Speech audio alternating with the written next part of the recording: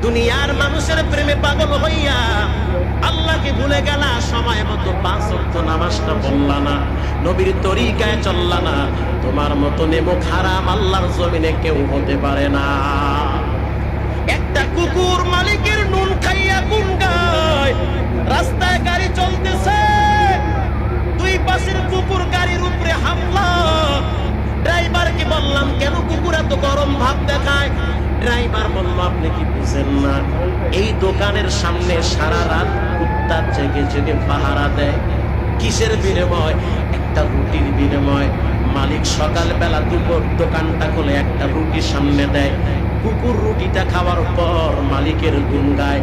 দোকান বন্ধ করে মালিক বাড়ি চলে যায়, ওই কুকুরটা বাড়িতে যায় না, দোকানের সামনে হাঁটু গেড়ে বসে থাকে। যদি কোনো রাত্রিবেলা কোনো ব্যক্তি দোকানের পাশ দিয়ে যায়, কুকুর ঘেউ